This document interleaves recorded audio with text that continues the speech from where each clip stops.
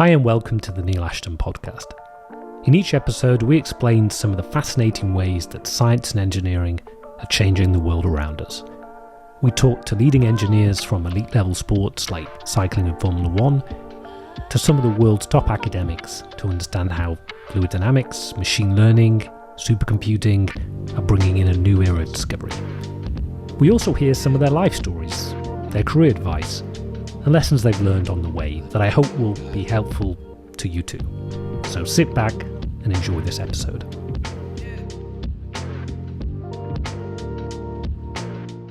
Hi and welcome back to the Neil Ashton podcast. Today I think it's a pretty special episode. It's with really one of the icons of CFD, Professor Antony Jameson.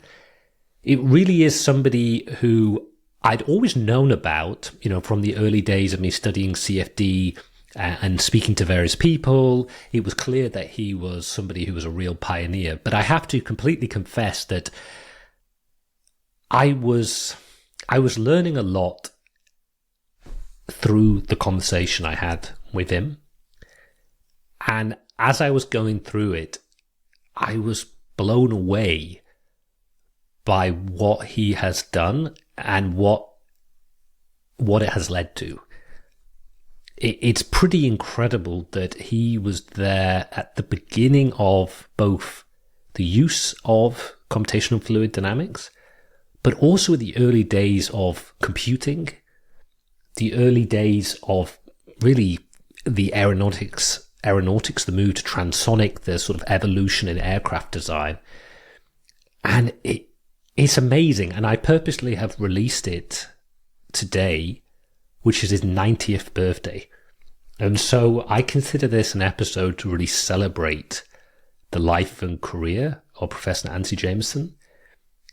Just very briefly to summarize, he had an incredible backstory going into the British Army, being an officer in the British Army, living around the world in India, Malaya, studying at Cambridge, then moving over to the US, working with some of the defense companies and aerospace companies, writing code, then moving to become a professor in New York, then eventually going to Princeton. But really the overall, and later then he went to Stanford and he's now at Texas A&M. But what blows my mind is, one, his intellect, just the way you can hear him speak about things, but also the fact that when you appreciate what he was writing these codes decades before any of the codes that we today take for granted, the commercial codes, the government codes, and you really can see that it really, I don't think it's too far of a stretch of imagination to say he was one of the key people that is responsible for modern day CFD. There's not many people who can say that. It's incredible. And he's known for certain things, like adjoint methods, maybe for aircraft design or some of the JST scheme for shock capturing. But I think that culture of writing the code, getting in the very early days, working with industry closely. He was not a pure academic, nor a pure industry. It was clear that he was always moving between. And, as we discussed a little bit, but probably didn't focus on too much, just the sheer number of people that he has supervised and mentored who have gone on to do amazing things as top professors and engineers throughout the world is a real testament to what he has done. Now, this is a completely unedited. This is a more than 2 hour long conversation, and I purposely kept it this way to not take anything away from what his life story is. There was far many more things we could have spoken about, but I wanted to be respectful of his time. I will put some links into the chat if you're watching this on YouTube. It's probably one that maybe will take you a few times to go through because, like I said, it's more than 2 hours long. But I just have incredible honor of being able to speak to him. And I want to thank him, and hopefully I can say that on behalf of everybody else, to thank him for his amazing contribution to the field of computational fluid dynamics, computational aerodynamics, and scientific computing. So sit back and enjoy this episode with Professor Antony Jameson. So where did it all begin? So were you one of these children who were always into aircraft from a very young age, or was this something that took age? How did this love of aircraft and later fluid dynamics begin? Well, so actually, as a small boy, so I can tell you the following story, and of course it's just my memory, but my father was a British Army officer, I think, and he was sent to India in 1938 when I was 3 years old. And he spent 6 months in Bombay, but then he was attached to the headquarters of the British Army. Remember, there was an Indian army, but there was also contingents of the British Army in India. So the headquarters is in Delhi, but because Delhi is very hot during the summer, they moved to this summer capital, Simla, which is at foothills of the Himalayas at 7,000 feet. So somewhere around when I was I also had a nanny at this point, and she took my brother and me. I have a brother who was 1 year younger than me, but born on the same day as me, on a walk in Delhi. We went past a small airport, which I'm sure doesn't exist anymore, and there was a biplane there, a twin-engined biplane, something like a Vickers Valletta, if you want to. Well, I don't know exactly what it was, but it had biplane with sticks and strings all over the place, and the engines in the middle of between each pair of wings. And I looked at that, and I had been looking at birds quite a bit, and I thought, this is all wrong. Birds don't have all these wires and sticks and things. But then I took another look, and I saw it had these movable hinged surfaces on the wings and on the tail. And I looked at the tail, and I saw that I saw the wind bearing over the plane. I can't tell you why, but I saw that if you push the elevator up, that the wind would hit the top of the elevator and push the tail down.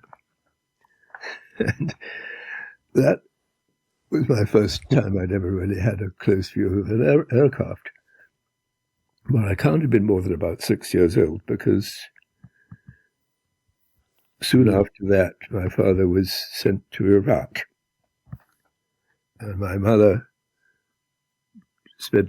moved to Simla on a full-time basis, and we lived in Simla for the next, between 1940 and 43. So my mother taught me to read and write by copying over her handwriting, and she started teaching me the tables when I was about 7, and I told her that you don't need to teach me this because I can work it out.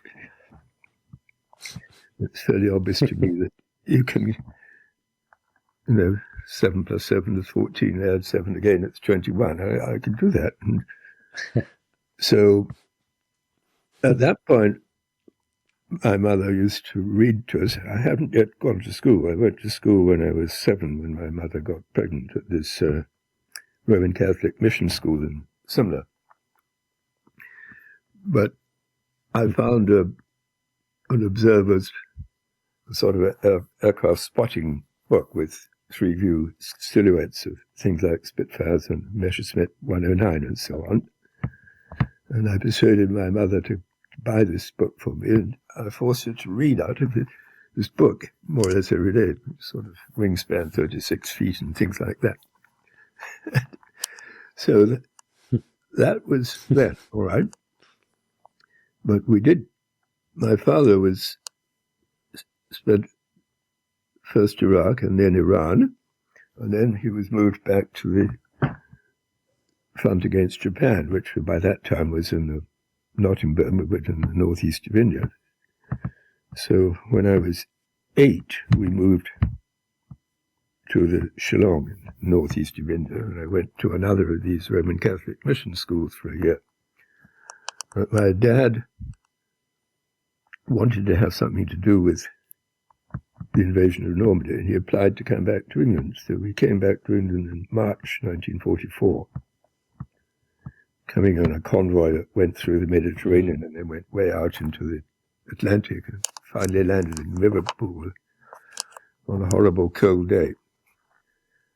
And we managed to get into a luggage van with some train. We travelled to my father's sister was living in Sherborne at the time, and we spent a few weeks there, and then I was dumped in a boarding prep school. And the reason for that particular school was that my father actually had been a Wimbledon tennis player and also one of the world's best squash players, and the owner of this school was somebody else who had been on the British national squash team that toured America in 1934. As far as I can make out, I was actually conceived in America during that squash tour. But anyway, I went to this boarding prep school that would normally be in Brighton, but it was evacuated to the Midlands during the war. And, well, I was put in the third form. We had 6 forms. So I was 9, I was put in the third form. But what happened was that you could be promoted each term. And each term I came in the top 5 and got promoted. So by the time I was 10, I was actually sitting in the top form of this school. And I sat there for the next couple of years, kind of without much to do, because the teachers there, I mean, these are during the war, they were not, I mean, the only people available to teach were sort of retirees and so on. I think that somebody, for example, who could have taught me calculus at this point, but there was nobody at the school who probably knew calculus. And then I wound up in 1947. My father applied to a job in New York for what was going to be the United Nations Army, which never happened because of the Cold War. The reason he did is that my mother was actually born in America, and we had American families. So they went to America, and they left my brother and me going to these boarding schools in England, and we spent our school holidays with an aunt, actually. And I wound up getting a scholarship to Winchester in 1948. And so that kind of had a big impact on me. I spent, and Winchester, of course, is probably about at that time considered to be the best academic school in England, probably.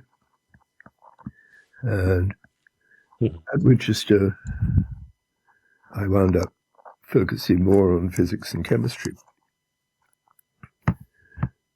But I wound up eventually getting a scholarship to Cambridge. Well, we had state scholarships and county scholarships, but I also took this open scholarship exam in Cambridge. And I went to Trinity Hall because my father had actually been sent to Cambridge for 2 years as an army officer. And we asked him what college he wanted. He said Trinity, and somebody at the War Office didn't know that Trinity Hall and Trinity were 2 different colleges. So he went to Trinity Hall, so I decided I might as well go to the same place. But I didn't go straight to Cambridge. See, we had national service in those days. So out of Winchester, I went straight in the army for 2 years. Oh, okay. When I was 18. And so now there's something else that's a little bit relevant to this. While I was at Winchester, one of the maths teachers was Dr. Thwaites.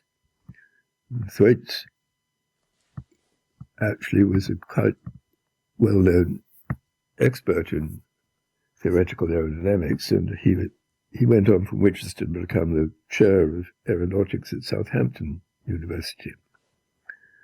Now, I was never in a class taught by him, but he organized some trip to visit Supermarine in outside Southampton, which was pretty near Winchester. And I told him I was really interested in aircraft, and he told me that I ought to read the book by Clowat, Aerofoil and Airscrew Theory, which I don't know whether you're familiar with that book or not. So I managed to get a copy. I'm not quite sure how.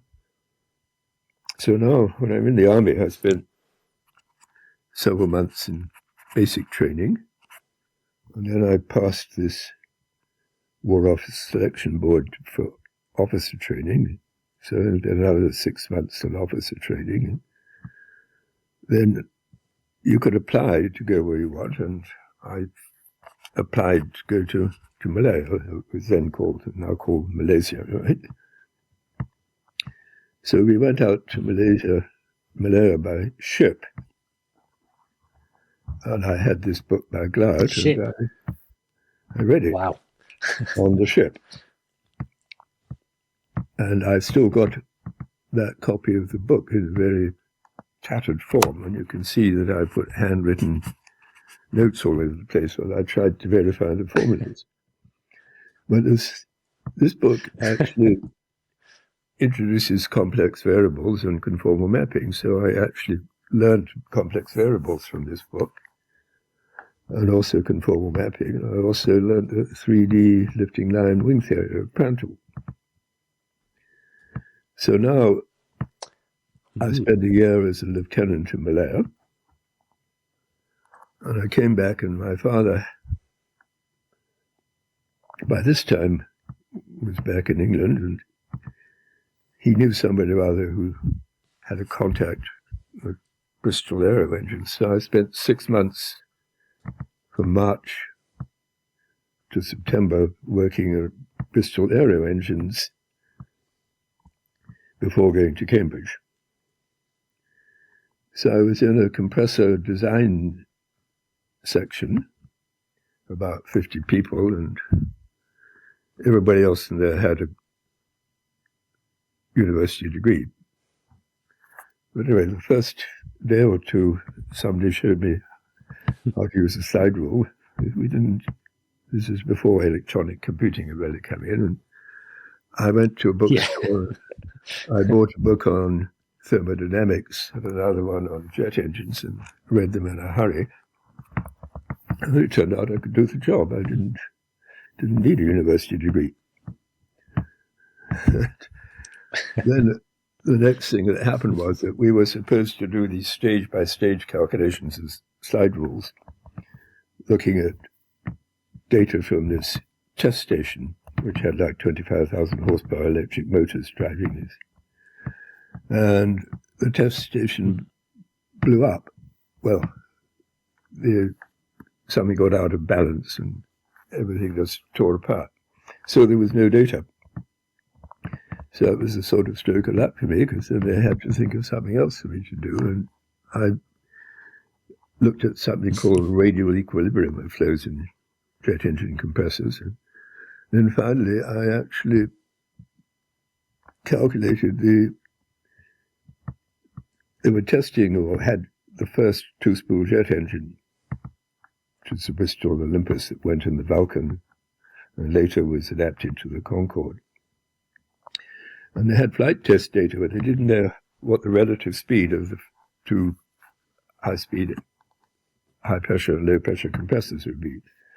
So based on the flight measurements of the RPM, I calculated the combined compressor characteristic for the whole two spools.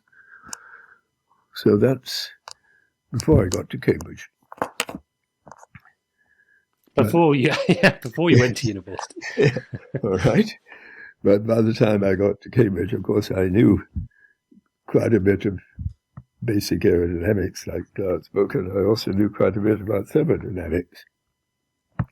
And at Cambridge, I wasn't sure whether to try maths or physics or engineering, but it seemed like the path of minimum effort was to do what we called mechanical sciences at Cambridge.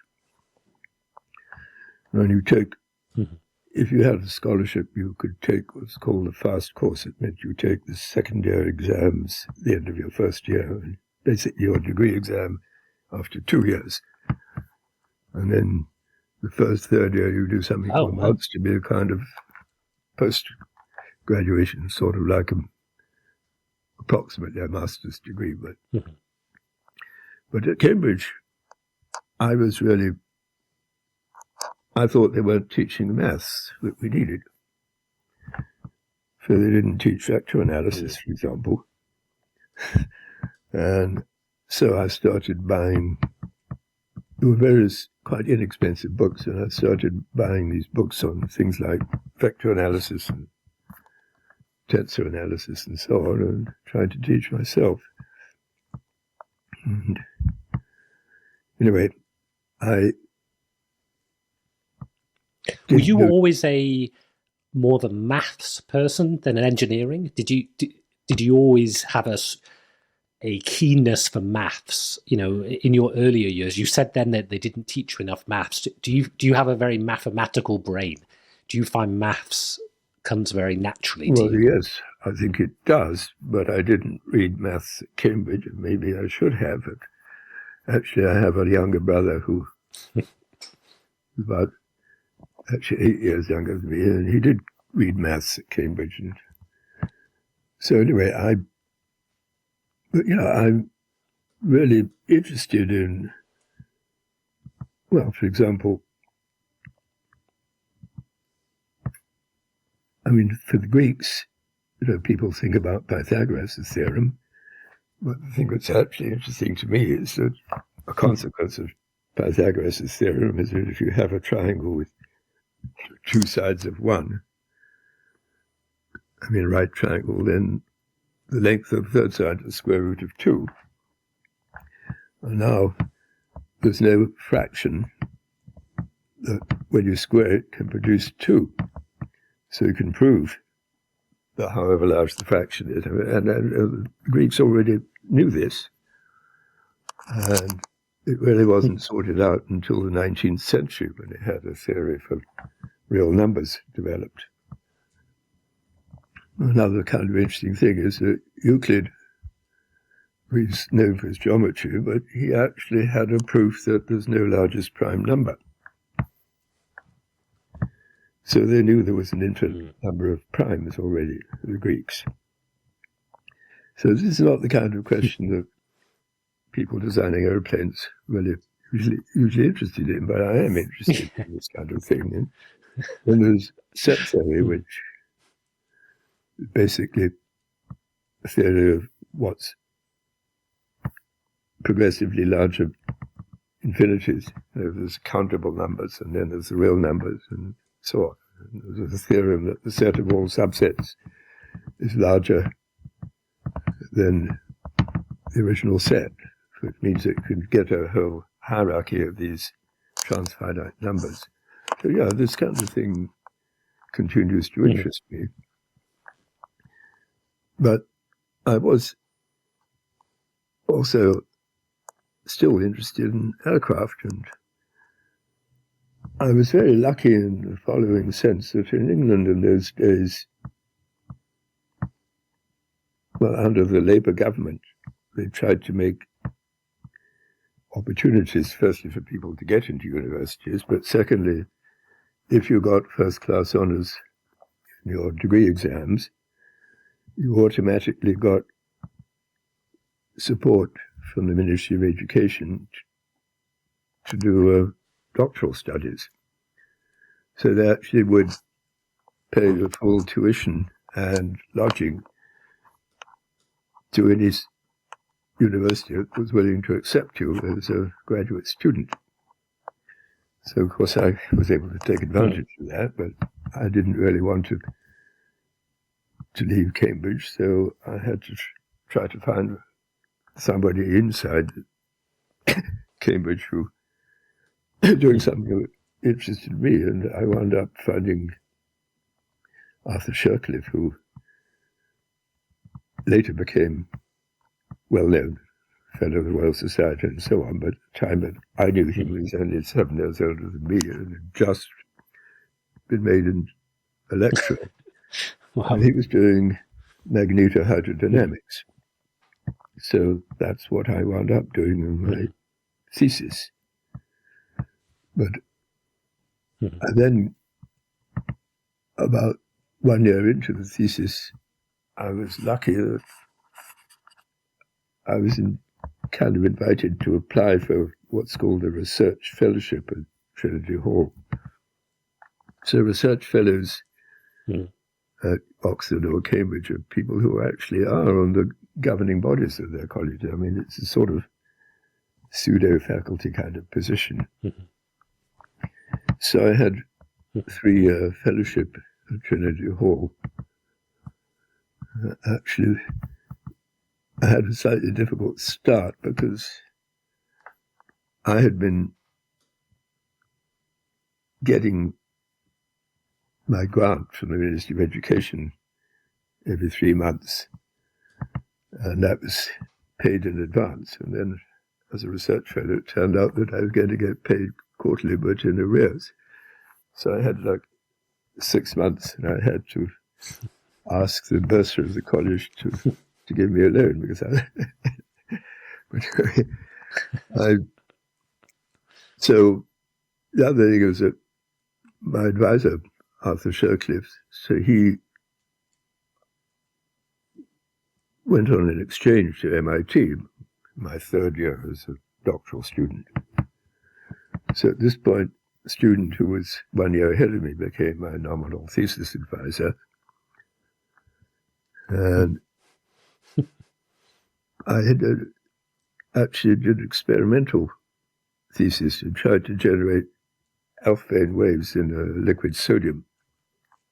My thesis, by the way, you can find on my Stanford homepage.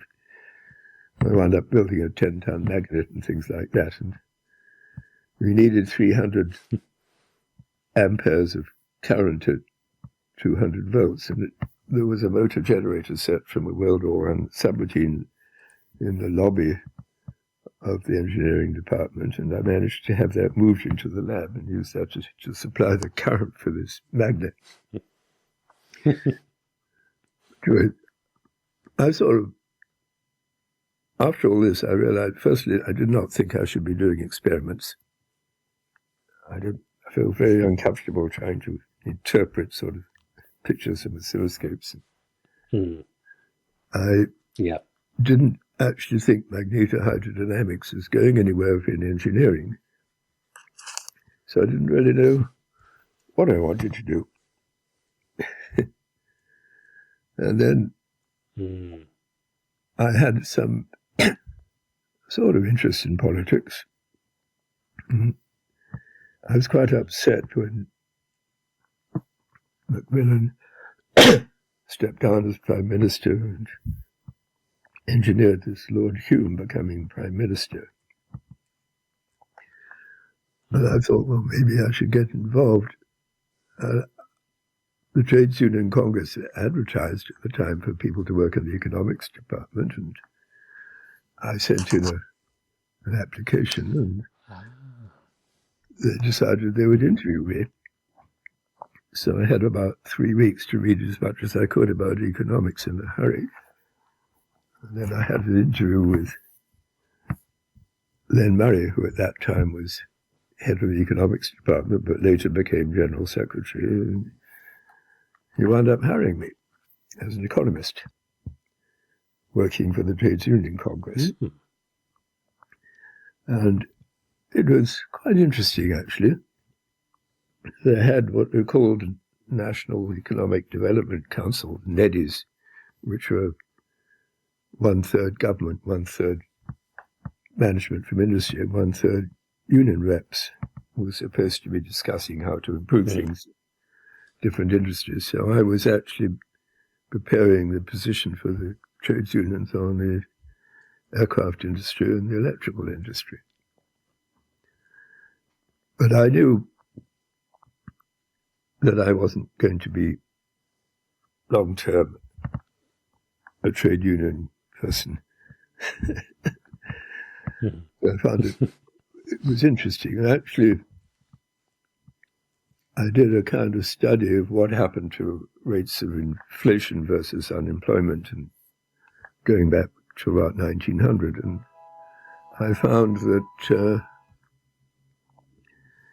interesting enough, the fastest rate of inflation in England was usually on the downside of each economic cycle. And that's because, as far as I could make out,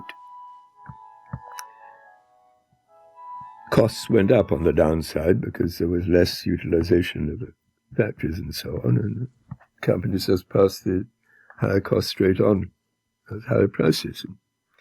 Anyway, I've certainly concluded that this idea that there's a sort of non-inflationary rate of unemployment is wrong, and actually morally wrong as well as practically wrong, in my opinion. I mean, you deliberately keeping a high rate of unemployment in order to prevent inflation is actually sort of a bit like human sacrifice used to be a sort of prehistoric day, you know. You sacrifice somebody for the benefit of everybody else, right? Anyway, quite by chance, there was an advertisement in one of the London evening newspapers saying that Hawker Siddeley Dynamics was looking for engineers, and they would have some representatives of the company in a hotel that happened to be about 5 minutes walk from the Trades Union Congress. So I decided I might as well walk in there around about 5 in the evening or the end of the day, and had a very weird interview. So there were two people in the room. One of them said, "What do you think I can do?" I said, "I think I can do aerodynamics." The other guy said, "Well, what are you doing now?" I said, "Well, I'm working as an economist." So then there was complete silence for about 2 minutes.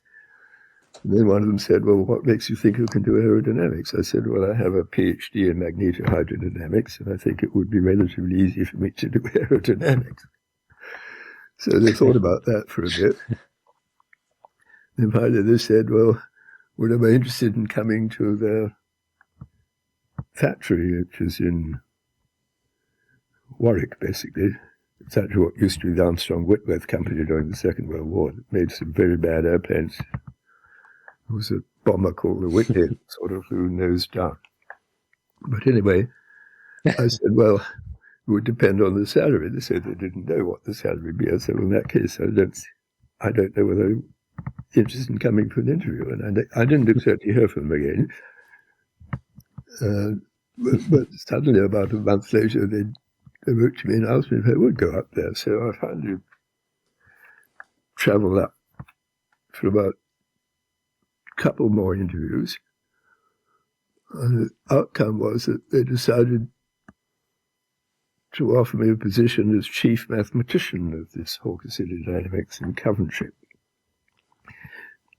So actually not reporting to the head of aerodynamics, but on a level or even above him. Mm. So I thought, well, I got to try this. So I wound up in Hawker Dynamics. And how old were you then?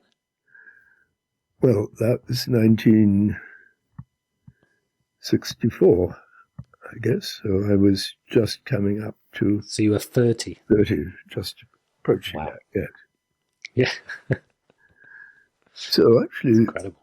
When I got to Hawker Dynamics, the first thing that happened was that the guy who had kind of initiated hiring me as head of aerodynamics, a guy called Malcolm James, told me that he decided to leave and was going to work for Douglas Aircraft in California.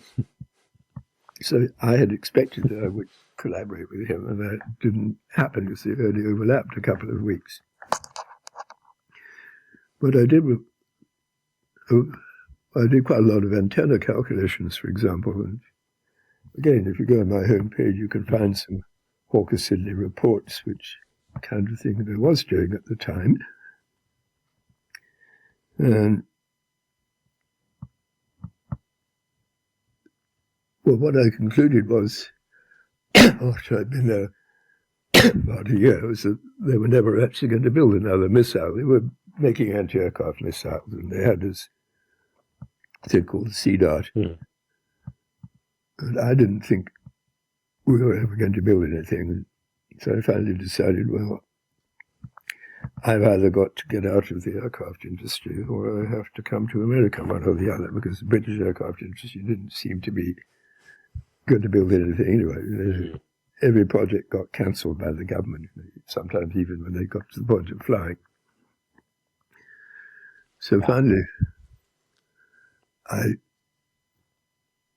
had some interview, actually, I think, with the Central Electricity Generating Board and for some teaching position somewhere. I was very lucky. I was turned down by both of them. But, and then I went on this, I can't quite remember, but at that time Boeing and Douglas and so on were recruiting quite heavily in England. But I knew that they had teams in England, and I wasn't interviewed by either Boeing or Douglas, and they probably thought I would probably ruled out because they wouldn't like my trade union background. But finally,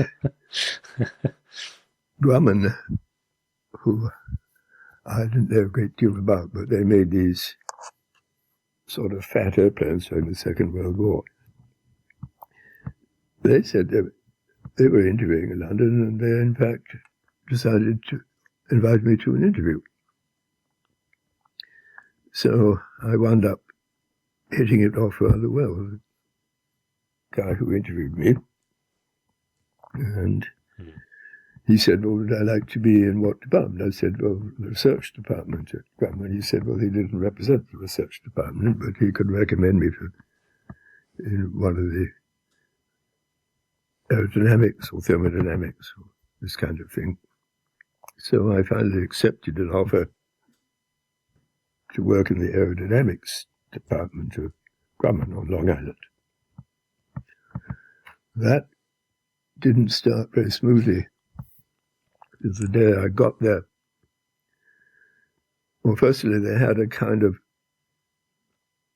outside the main Grumman sort of campus, they had this plant where people who hadn't got security clearances were parked.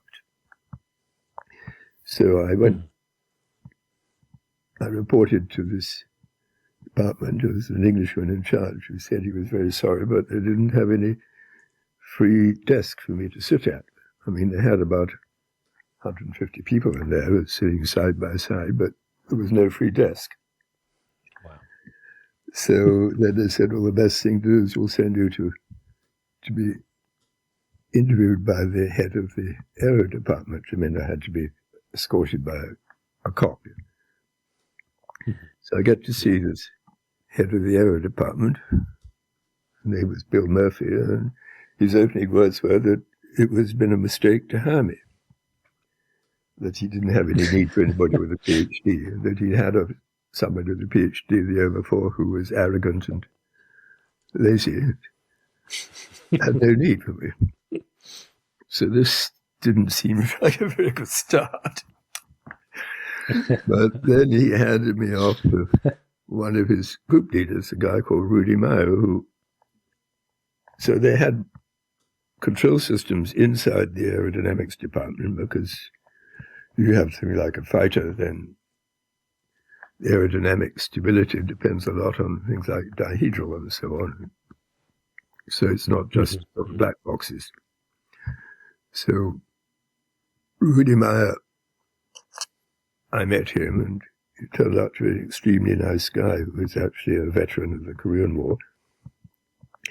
And he said he thought it would be interesting to look at Horowitz's method of designing control systems or stability augmentation systems. And I never heard of Horowitz, and so I sort of thought about it a bit. I countered. I said, look, I think it's very interesting to look at the issue of control systems, but why don't you let me go away and do a little bit of research for a few days, and I'll come back and make a recommendation.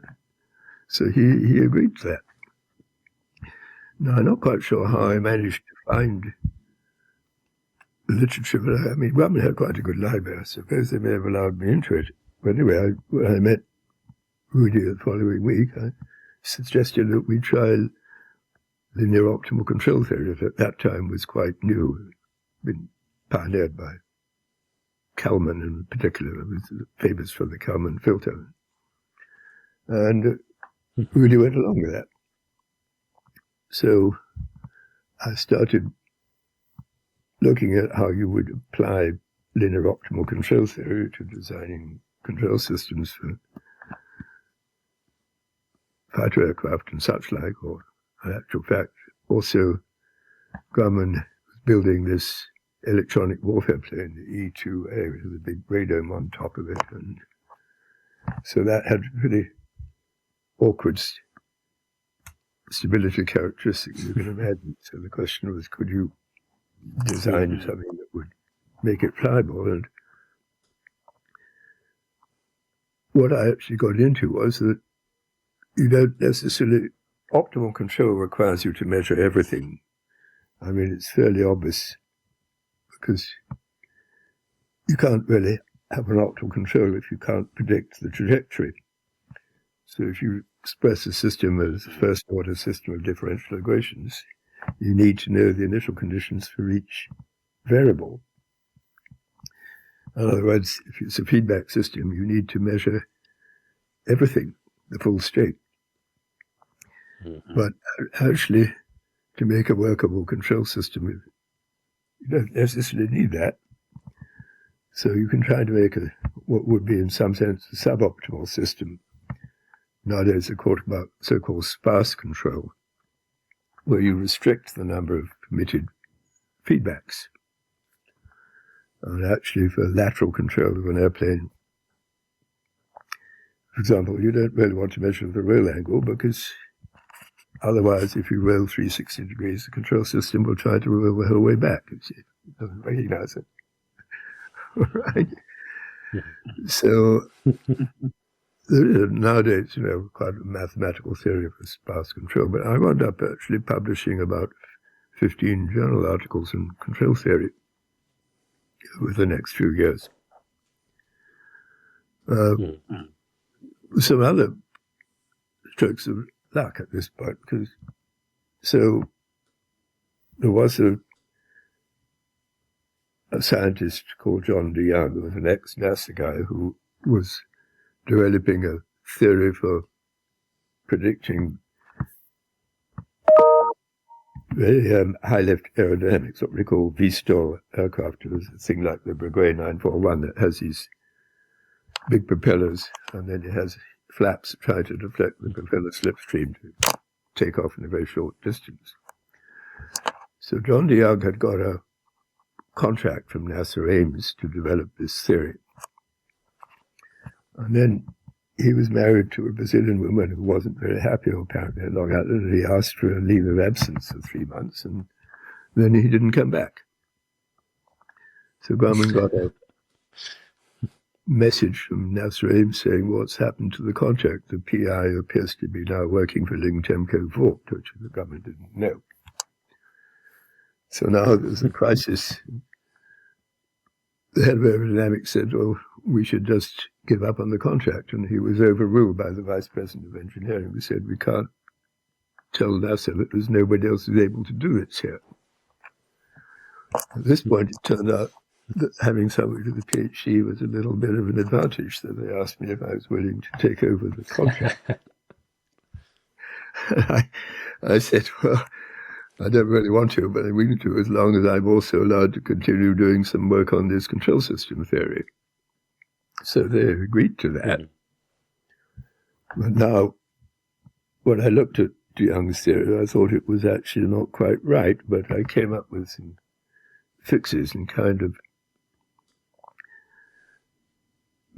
convinced I said, well, we have to write a computer recurve also, and the first reaction was that will cost too much, and I went out to NASA Ames and said, no, I can write this within the cost of this contract. And so that meant that at this point, I felt that I was being underpaid by government because I knew that people with my level of experience were getting quite a bit more by just by reading the job advertisements that used to come out in the Sunday newspapers. I wound up having an interview with an outfit called General Research based in Santa Barbara, who were trying to develop an anti-ballistic missile system. They offered me a job, and my first reaction was to say yes. And so I gave government notice on a Friday, and on Monday I was called in before the VP of Engineering, who said that he was retrospectively raising my salary by 30% from the beginning of the year. Would I reconsider? So I said yes, but I don't really want to just do aerodynamics. I mean, I want to look at a broader picture. So finally they created a staff position for me where I reported to the manager of flight sciences, a man called Stu Harvey. Stu first asked me if I could try to design a wind tunnel that government might build. Well, I looked at this for a few months, and I didn't really believe that government was ever going to go anywhere with it. But then all of a sudden, and this is in, I guess, like November 1969, Stu Harvey called me in and says that we got to do something about supercritical wings. And I said, well, what do you mean by supercritical wing? And he said, well, a wing that works well in transonic flow. And Whitcomb, at this point, R.T. Whitcomb at NASA Langley, had made a big splash with what he called supercritical airfoils that managed to reduce the shock drag of transonic. And Whitcomb is an experimentalist who just sort of used a file to change the shapes and so on. And Stu Harvey says, well, we can't depend on Whitcomb's file. So I said to Stu, well, look, this is actually very interesting. I said that there's a aerospace sciences meeting being held in New York in January, and maybe I should, after all, government's like 40 miles from New York City, and I said maybe I should go to this and try to find out what's being done in transonics. And I went to this meeting, and Earl Moment presented what became quite a famous paper on calculating a solution to the transonic small disturbance equation. And figures, I knew very well that transonic flow cannot be treated by linearizing anything.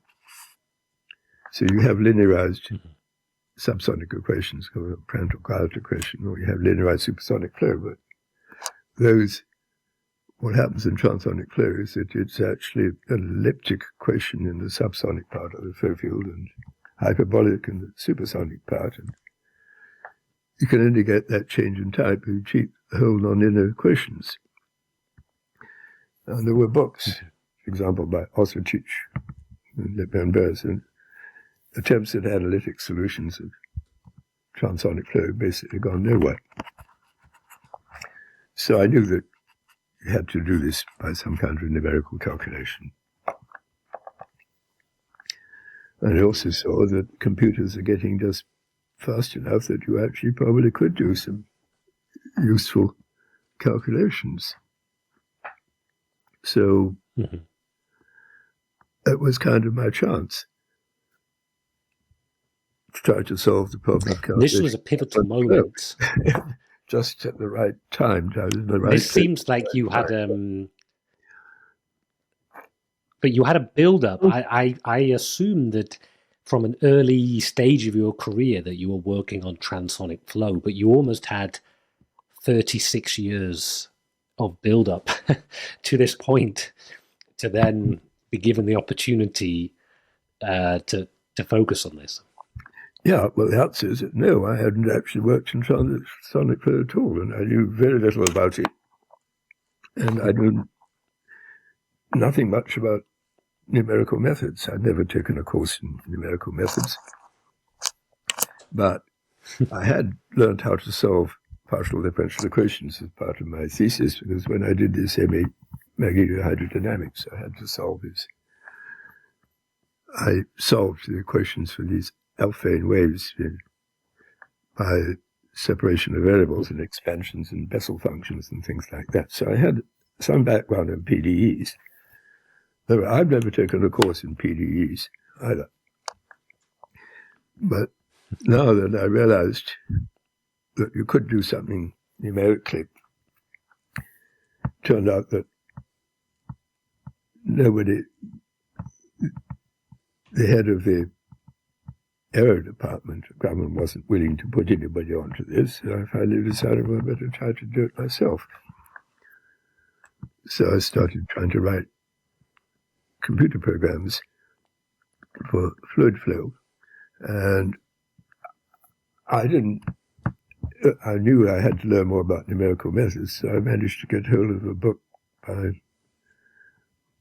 Richtmeier and Morton called Finite Difference Methods for Initial Value Problems. And that was very hard for me. He talked things like Banach spaces and so on I never heard of. But I fought my way through this book.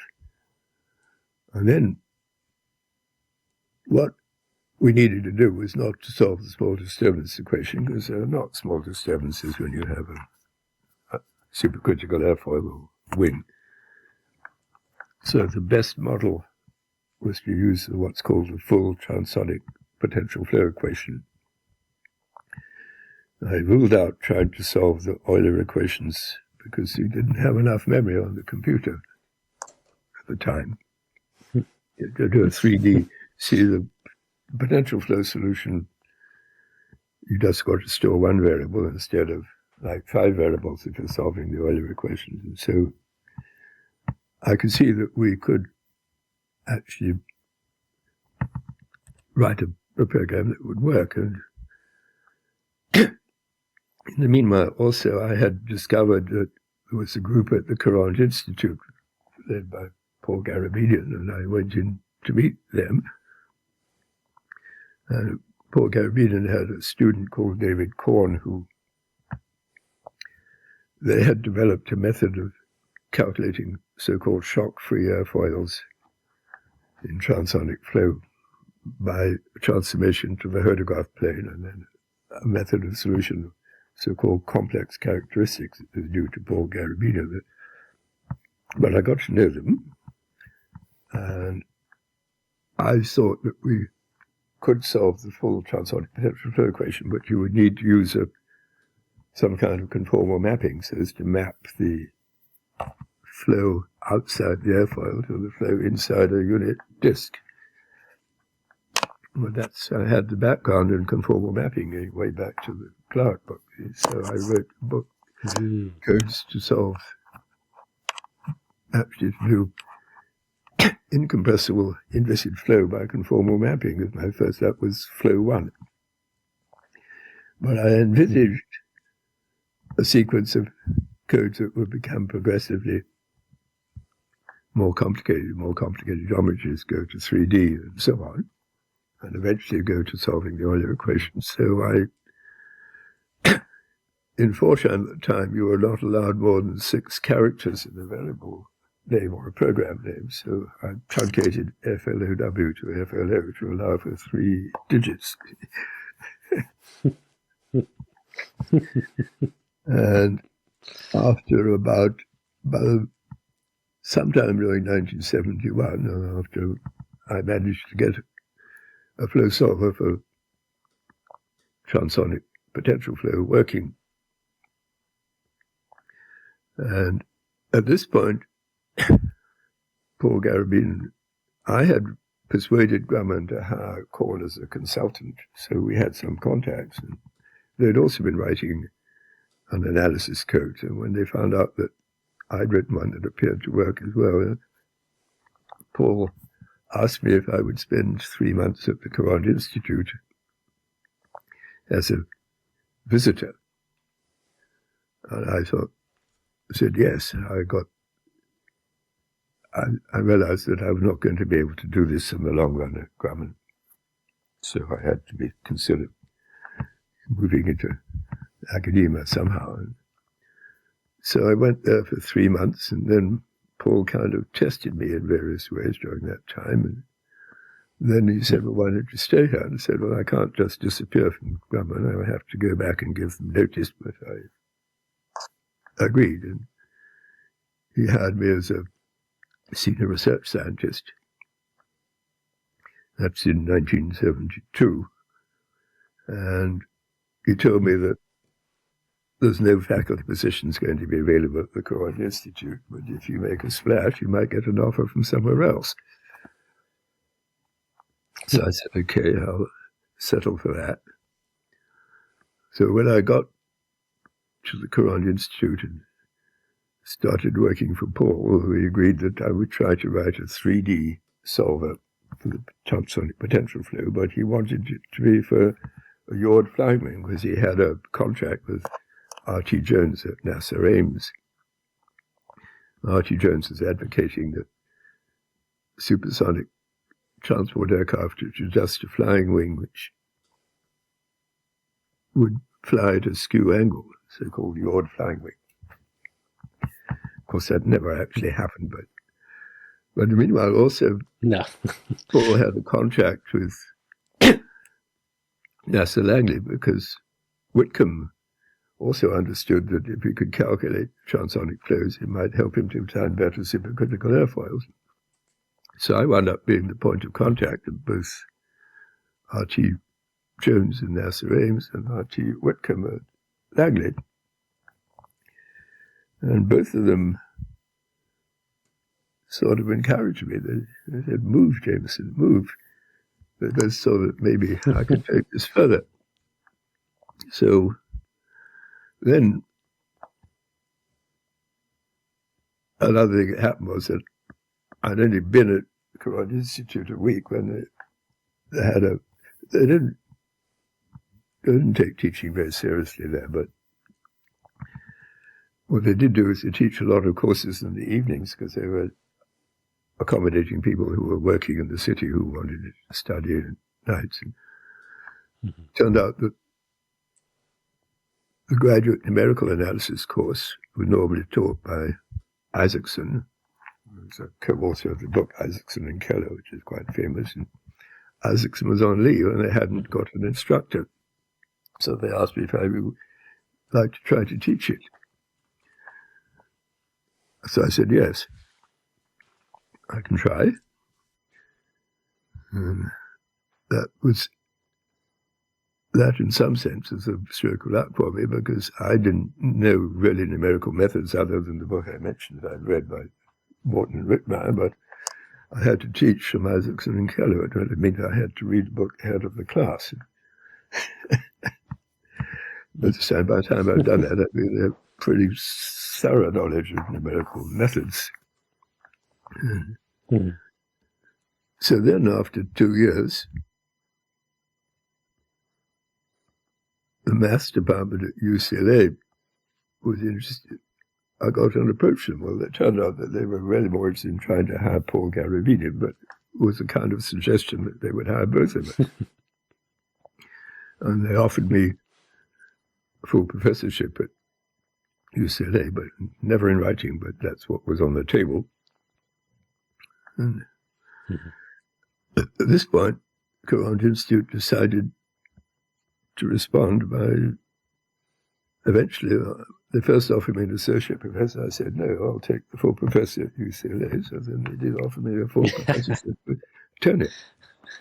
Kind of just like that. So I've never been an assistant professor or an associate professor. I went straight from research. Straight to the top.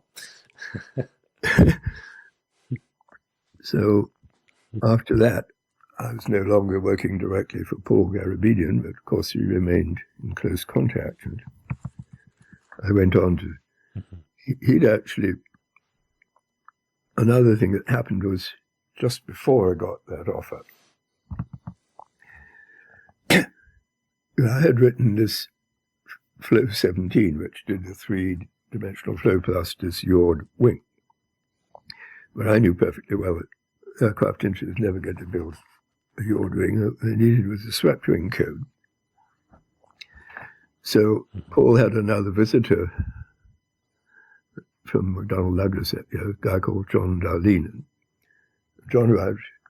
He said, we need a swept wing code and a nacelle code. I said, yes, I know that. I said, look, I can write the codes for you if you'll help me debug them.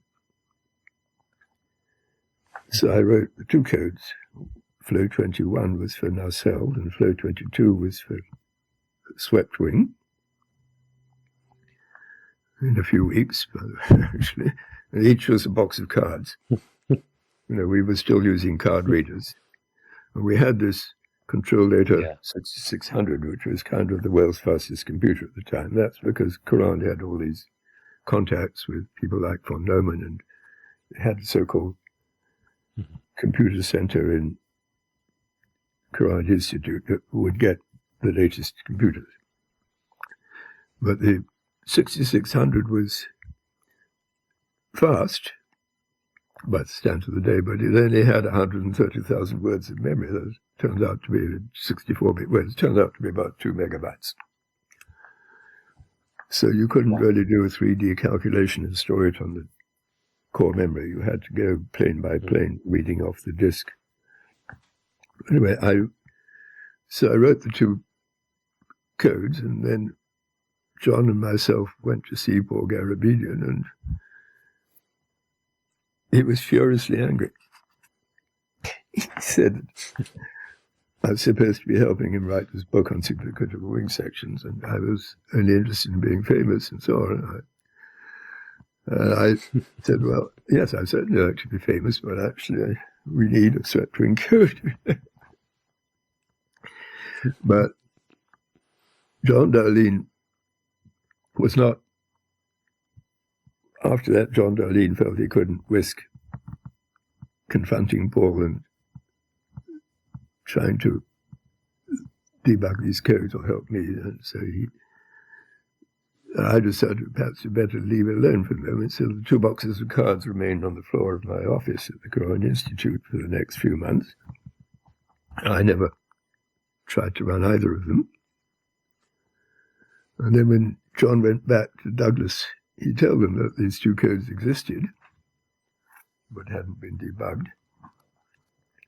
And then I got a call from a guy, David Coey, who was working for the McDonnell Douglas Research Center in St. Louis, saying that they had somebody coming for the summer, and would it be possible for them to have this guy see if he can debug Flow 21?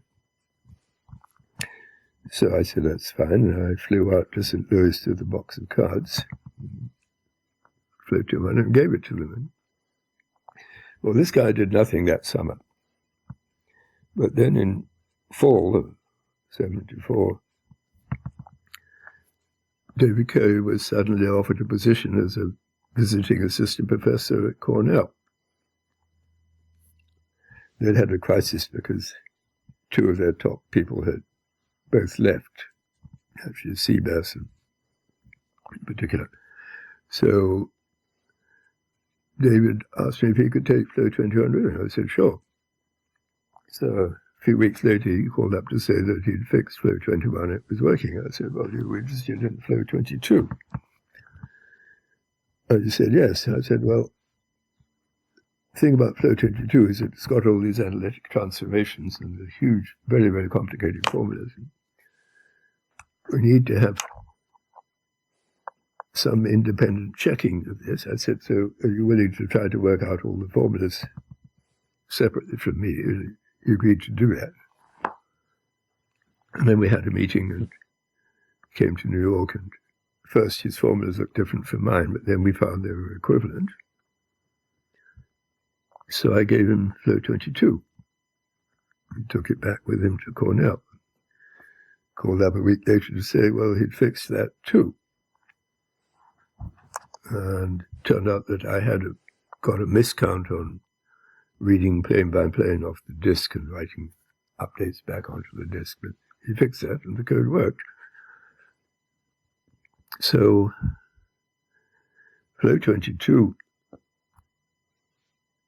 was really the first computer program that could calculate transonic flow solutions for wings with reasonable accuracy.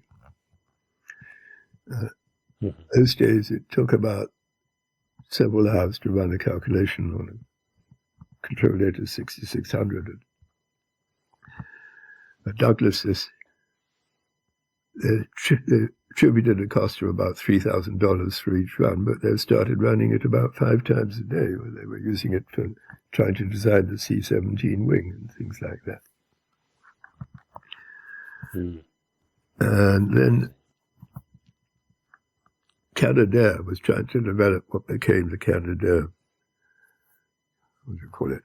Well, now it's Bombardier, but the regional jet. And they wanted to use Flow 22, but they found a consulting company in Los Angeles who was running Flow 22 for them.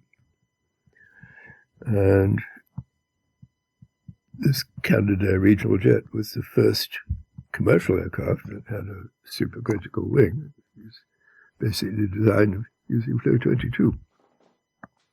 And eventually, NASA kind of released the listing of the code on some NASA website, and it wound up being picked up by the Russians and the Chinese and everybody.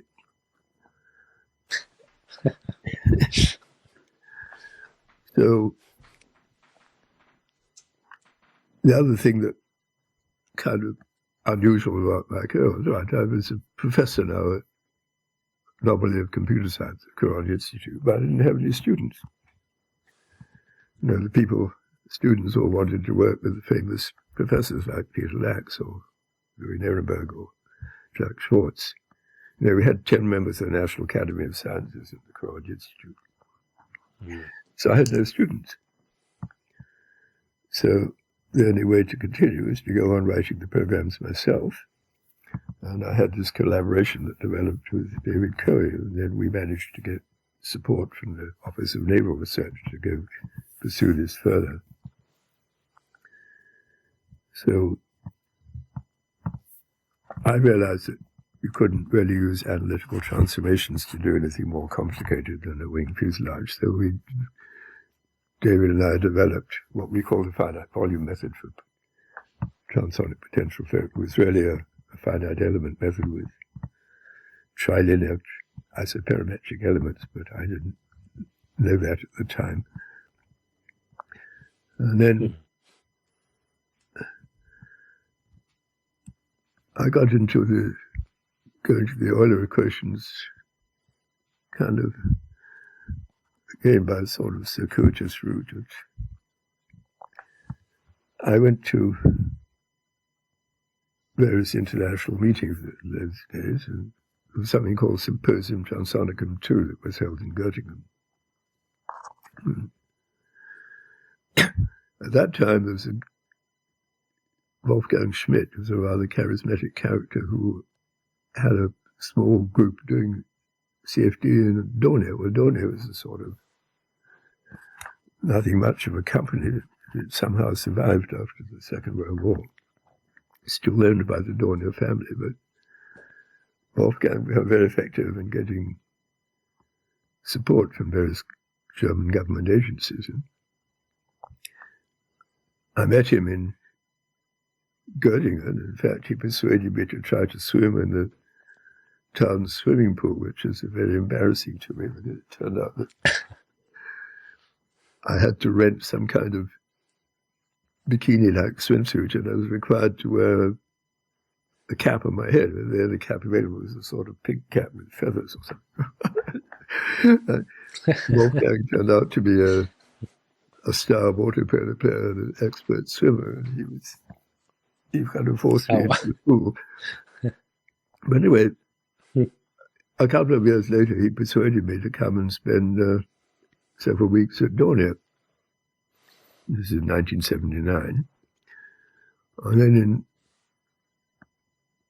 around 1979, there was a workshop in Stockholm which tried to compare efforts to solve the Euler equations with potential flow solutions. I participated in that.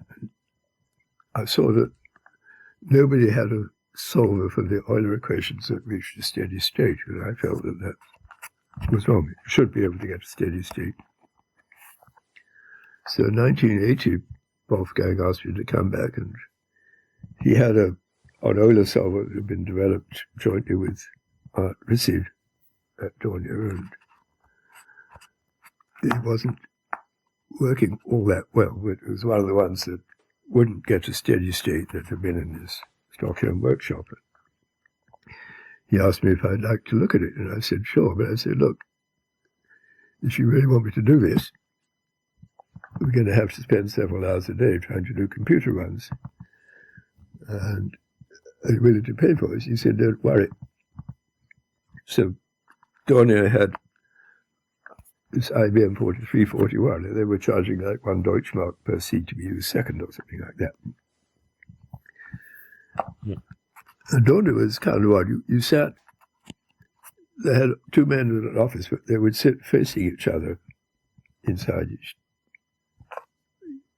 You would sit, one each had a desk, but the desks were pushed against each other, and you were looking at each other. They all called themselves Herr Leiker and Herr Fritz. So they didn't use first names.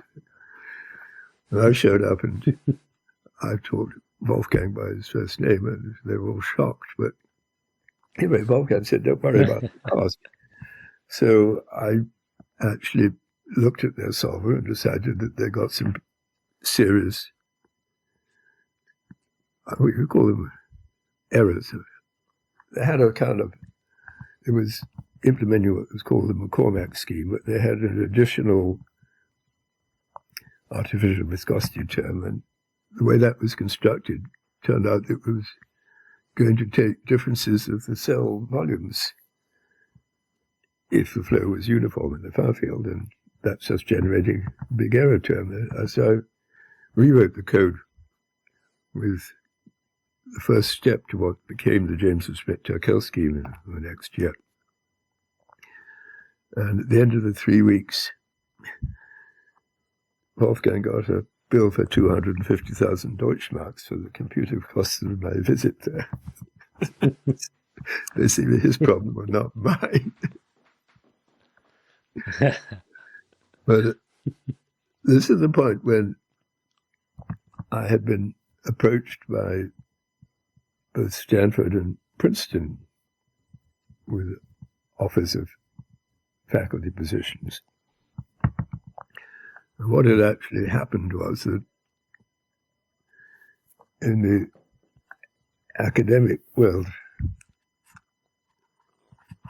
they valued applied mathematicians, basically, and people like Milton Van Dyke and Morton Landau at MIT. And they did all these asymptotic expansions and things like that. But none of them had ever written a computer program or had any interest in that. And now I suddenly discovered that CFD actually worked quite well. Yeah? But the thing was that there was not many people around who knew how to write these programs, mostly from NASA, and none of them had any teaching experience. Whereas I had been teaching at the Courant Institute, so I wound up being offered jobs by both Stanford and Princeton. And I went out to Stanford and found that they were offering me $42,000 a year salary, and you couldn't buy a house there for less than about $400,000. And at that time, the interest rate for mortgages was around 13%. So it turned out that the $42,000 would just about pay the interest on the mortgage house. So then I got approached by a direct phone call from the president of Princeton saying, well, I'd like to come down and play squash with him. I didn't know he was the New Jersey State squash champion, but I said, okay. And eventually I took the job in Princeton. As a result, I went down and lost to him at squash. It didn't matter very much. But this 1980 was in transition, so I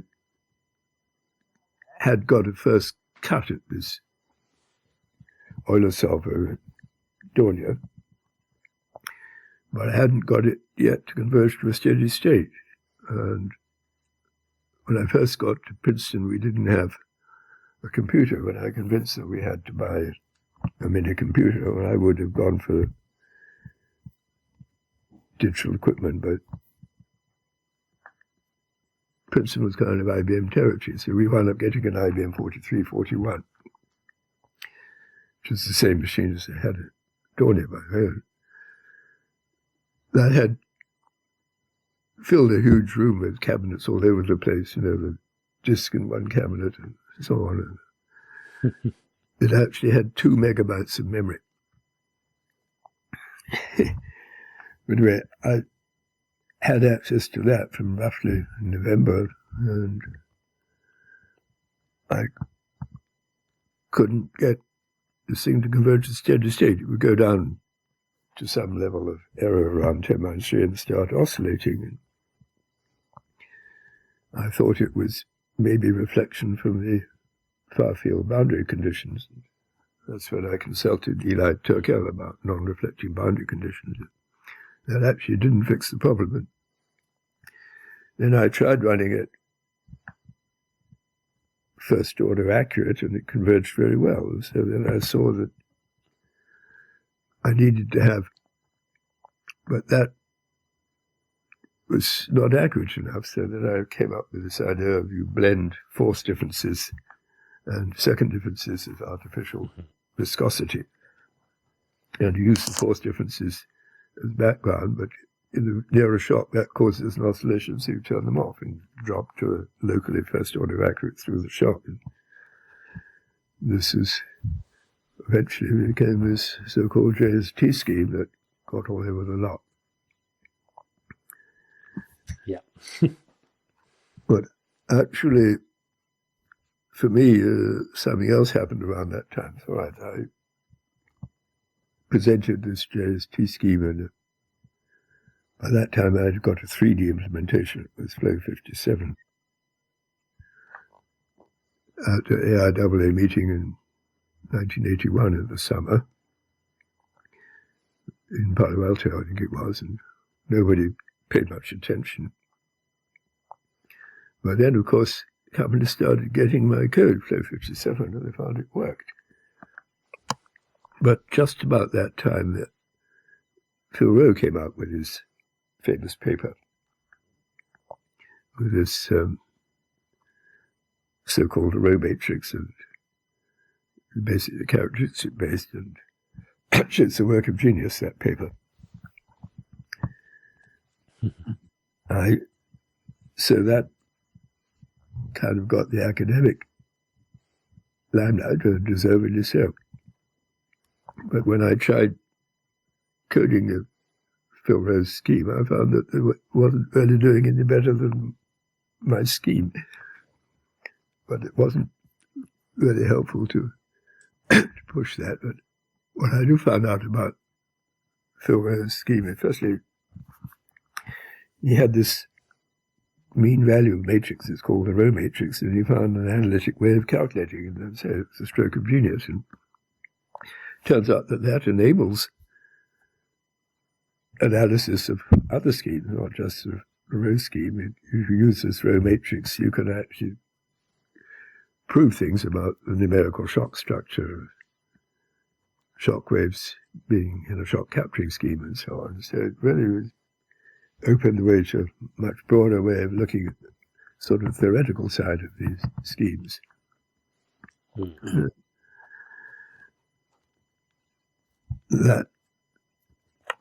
Well, I don't know where you want to go from there, but so we're in 1980. So what happened? So you were then, at that time, at Princeton. Yeah. One question I had was the code. So you mentioned that people were using the code, you were, the NASA were using it, different companies. And we fast forward to now, and there are these large commercial companies, ANSYS Fluent and Siemens and all these other. Did you think about or maybe this is what's coming next, the commercialization of this? Or was it very much at that time this idea of the code was for everybody to use? It was sort of for the good of the community? Well, there are several things that I think you need to realize. See, we didn't have copyright protection of computer codes at that time. Actually, that was only established by Bill Gates around about early 1982, 83, something like that. So there was really no way to prevent codes being passed around. But, in fact, of course, if you wrote a code that worked, and Flow 57 wound up being used by just about everybody in the aircraft industry in America. And then it got, well, Dornier had it, because, of course, I'd been working with Wolfgang at Dornier. But then I had a consulting arrangement with Cray Research, and I didn't mention this, but actually, when I wrote 3D code Flow 57, that was in kind of around February, March of 1981, I could only run a measure like 48 by 8 by 8 on this. I then 43, 41, but I had been approached by Cray Research because when they were trying to sell their first Cray 1 computers, they got benchmarked, typically by Flow 22. So they decided it might be better to have me on board. And I was interested too, because I thought that this JST scheme should run vector without a problem. So they gave me access to Cray 1. And I first tried to run these codes that didn't run vector, and I went out there and discovered that there were one or two minor changes I still had to make to the code that it would run vector. But when I was trying to write Flow 57, I had a terminal at Princeton connected to Cray Research. So after I got it to run on 4341, I was able to submit the same code to Cray through this terminal. And I could run something like 96 by 16 by 16. It still wasn't enough memory on the Cray 1 at the time, but at least that was enough to kind of meaningful calculation. But now that meant Cray had the code. So they were trying to sell Crays in Europe, and they sold one to the British Royal Aircraft Establishment and another to the Dutch NLR, and they threw in Flow 57 as part of the deal without my knowledge of it. So this code got to Holland and England. And, well, I didn't get any money out of it, but I did get a good deal of recognition. And so now my sort of attitude started to change around that, because the Air Force issued a contract, well, a request for proposals to kind of solve more general configurations. So the obvious thing to do is go with some kind of multi-block extension of Flow 57. And bunches of companies like Lockheed and Northrop and so on all submitted proposals to the Air Force, which amounted to further developing Flow 57. And it seemed to me that the Air Force could have asked me whether I wanted to further develop the code rather than funding Lockheed, is what they wound up doing. Right? So I was sort of started to wonder, well, how are we going to get more control?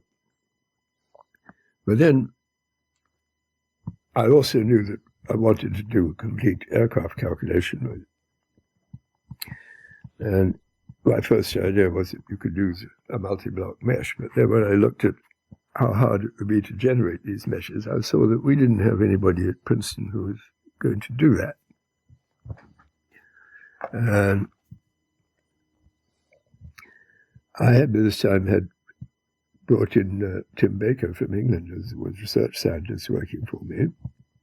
And he had his friend Nigel Wetherill, who was working at the Aircraft Research Establishment in Bedford. Nigel was interested in spending 6 months sort of sabbatical at Princeton. But the ARA were very worried that they had developed a multi-block extension of Flow 57, and they were very worried that Nigel would bring it with him to Princeton. I said, no, I've concluded that we have a better chance if we go to an unstructured mesh. So I told Nigel to forget about the multi-block code. We began to see work from scratch, a triangulated mesh. When Nigel arrived, I asked him if he could, by this time I'd become aware of this process called Delaunay triangulation, and I asked him if he would try decoding it, and he got it to run in 2D in a week or two. So we could do sort of, in principle, multi-element airfoils and things like that. But then I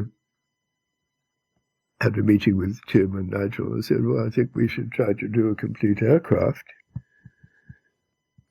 And the idea was that Tim could generate meshes around the different components, rather like an overset mesh. But then we would take the points from all these meshes, just a cloud of points, and triangulate them with Delaunay triangulation, and that would be our grid. And meanwhile, I wrote a flow solver to work on tetrahedral meshes. And we had an agreement from Cray Research that they would support this project. But then when we finally got a first version of the code together, we called it the airplane code, it turned out that it used the whole memory of the Cray, and so they put it to the back of the queue. And then at the end of the day, they would shut the machine down and start running experiments with operating systems, so it just didn't run. So at that point, I tried to contact Rowagan, who was the president or CEO of Cray, who had agreed to support this, and he was out of town, but I got his number too. They agreed to let us come out and use the machine during weekends, overnight. And because I was a consultant, I had some kind of immediate monitor at Cray, and he was very angry that I bypassed him, and he dismissed me as a consultant to Cray. I said, well, do we still have access to the machine? It turned out it is, so I didn't care about that. But we went out in actually July. We were given the machine nights during a weekend, so we spent sort of 2 nights. We were up all night, 2 nights in a row. It became clear that Nigel's Delaunay triangulator wasn't working. And we couldn't really disentangle exactly why not. But then Nigel was due to go back to England, and so we decided to basically to put everything on hold for a bit. Tim and I had summer vacations, and I was spending time at Dornier again. But when we got back in fall, we concluded that we couldn't debug Nigel's triangulator because he was doing some things that are not. Well, he kind of assumed that when you call a subroutine that some data values would still be there when you recall the subroutine. It's not actually the case in Fortran. It depends on somebody's compiler, whether it is or which isn't still there. It was just almost impossible to figure out exactly what had gone wrong. So Tim started overwriting the Delaunay triangulator. And finally, in November, we used to go out to Cray because also we couldn't visualize anything. But Cray had these Evans and Sutherland terminals where you could actually take a look at what the mesh. Finally, in November, one weekend, around about 9 in the morning, after you'd been up all night, we saw that we'd got a mesh that seemed to work. Then Tim and I had to catch a flight back to Princeton, and we barely caught the flight. But we were upgraded to first class, having showed up late and got free drinks. That wasn't a really good idea. When we got to Newark, I had this junk car that I left at the airport, and Tim asked me if I could drive, and I said, I thought so. And he got in the car, and he just passed out. When I started driving, I discovered that I had double vision, which wasn't really good. We had 2 New Jersey turnpikes. Basically, I could get rid of the double vision if I took my glasses off, but then I was nearsighted, so it was kind of lucky that we made it back to Princeton without a crash. But anyway, he finally did get a successful calculation for a Boeing 747, which we presented in the Aerospace Science meeting in Reno in January '86. That was, well, at this point, a big moment. Yeah, but I thought, no, I have to tell Princeton that we've got the code, because Tim was being paid full-time as a research scientist off our grants, but by Princeton. And normally that meant that any code we wrote probably belongs to Princeton. Mm-hmm. So I approached my department head at the time and said, well, I think this code has potential commercial value. And it's also possible that you could patent the numerical scheme. Well, it turns out that Princeton had signed some deal with an outfit, some kind of small company, to at first write a refusal for the property rights of any software developed in Princeton. And I got a call from somebody. I thought I was talking to somebody from the legal department inside Princeton. It turned out I was talking to these people, and I told them various things that I probably would not have told them if I known who they were. But anyway, these people sent a form to Tim and me in which we agreed to give them all rights in perpetuity to the code and any derivatives for $1, and Tim and I refused to sign it, so we're not going to agree with that. And then nothing happened, because these people, we said, look, we've written the code, but you ought to patent it. So and they didn't. But meanwhile, the code was kind of in limbo for 3 years. And then the rights reverted to Princeton, and at this point, Tim and I went back to Princeton and said, well, look, the only people who can really commercialize the code are actually us, because we can make it work. So finally they agreed to let us form a company that we called ESOP, Aerodynamic Simulation and Optimization. And we would pay 15% of the proceeds to Princeton. And so then we tried to market the airplane code. But the thing was that during those 3 years, that's when Fluent started to get going with the unstructured mesh code. So really we lost the window. Yeah. And I I didn't really want to run a company where actually commercial software has a great deal of issue with marketing, isn't it, and such like. I really care about doing calculations on somebody's cooling fan or something. So, but we did sell about 5 copies of this code, one to Douglas, where they really used it very seriously, and John Vasberg became very involved in. Actually, he managed to fix some issues with the code, because it was, by that time we had versions of Cray with 4 processes and things like that, and for some reason this Delaunay triangulation should have been sequential, but it was running faster with the multi-processes, and John figured out that what was happening was that there was one particular process going on which was consuming all the time. It was so what this Delaunay triangulation, what you do is you have a triangulation, you insert one more point, and then you re-triangulate in the vicinity of that point you add.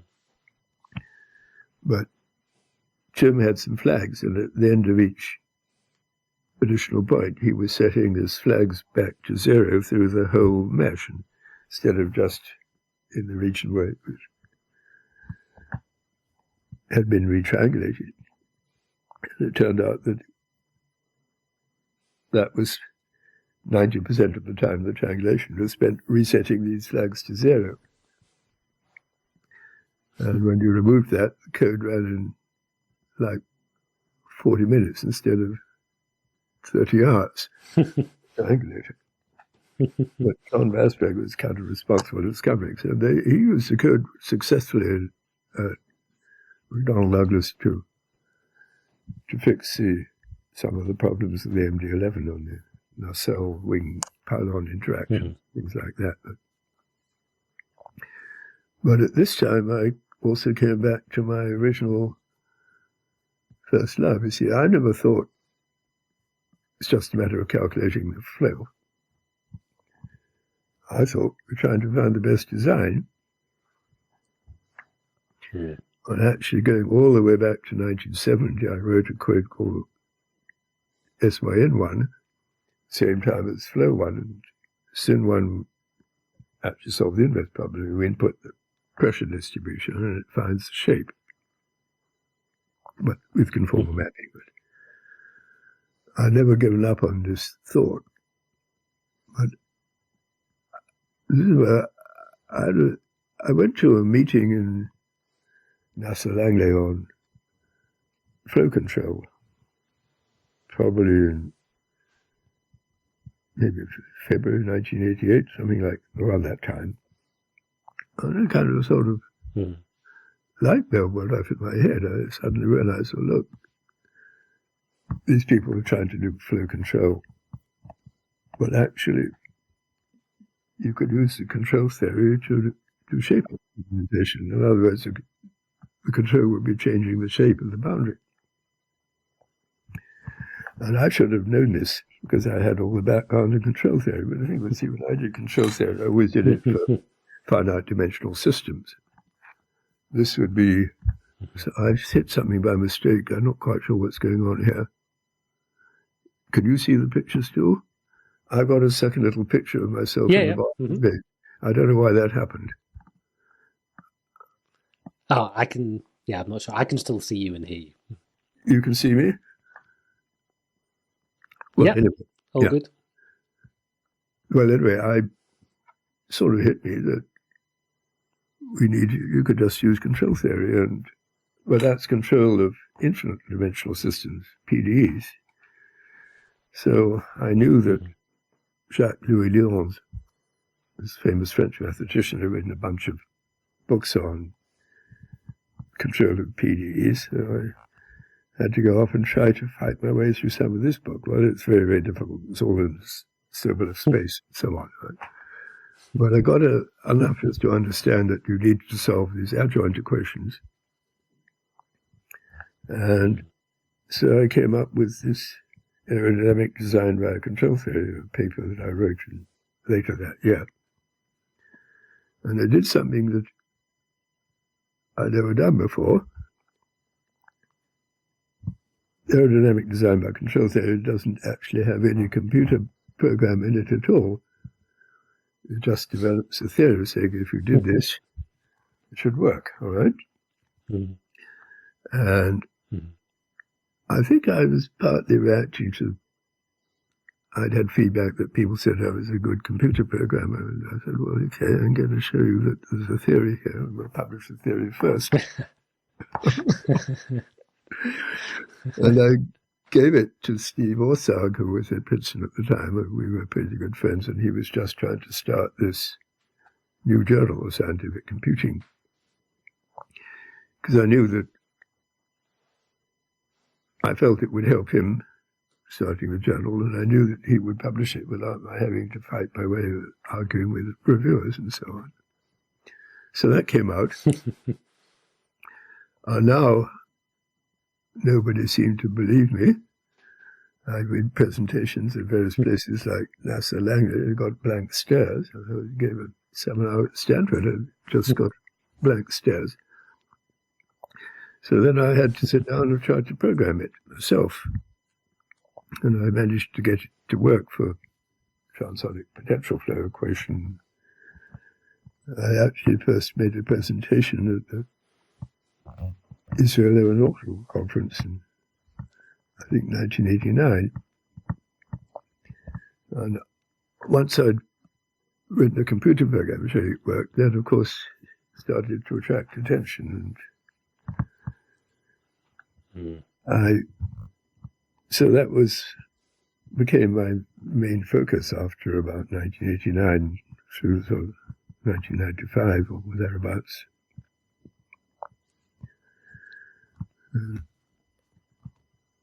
I eventually... And I guess that is...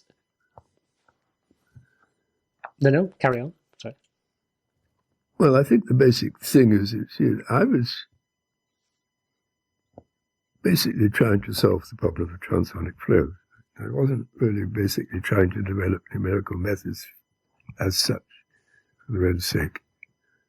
And if you look at a number of the other people who've been big contributors in CFD, Phil Rowe, Bram Van Der, Abraham Martin, or Stan Osher, and so on, none of them were interested in aircraft, actually. They're all interested in CFD as such. Whereas for me, yes, I was interested in designing better aircraft, and in particular, the problem of transonic flow was kind of perfect for me because it was a combination of mathematical challenge and everything else. And how much do you think that your time in industry shaped that? You know, you went from Cambridge then for more than 10 years in industry before you eventually moved to a pure or more of a pure academic role in the 70s. Do you think that industrial time made you more focus on the practical challenges rather than a purely theoretical research path? Well, I think, yes, to some extent. I mean, I was involved actually I didn't have much involvement in any particular design at Grumman, but I was, exposed to what was going on. Of course, the main project after I was there was the F-14, this swing wing fighter, which I didn't believe was the best solution myself, but I used to walk around. They still had draftsmen with drawing boards. And I used to walk around sometimes where they had the draftsmen and chat with people. And, there was a plan for some kind of government, I think some kind of regional jet, and the starting point was to trace 3 view drawings from a Canadair regional jet or something like that, or watch these guys from doing it, you know. Yeah. But I